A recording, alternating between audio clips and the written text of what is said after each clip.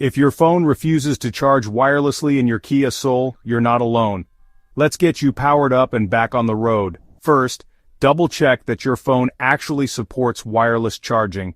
Not every phone does, and some cases can block the signal. So, remove the case and try again. Next, make sure your car is on and in either park or neutral.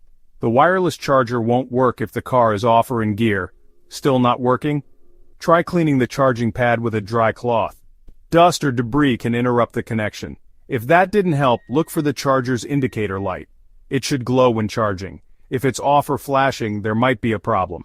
Check your owner's manual for fuse locations. A blown fuse is a common reason chargers stop working.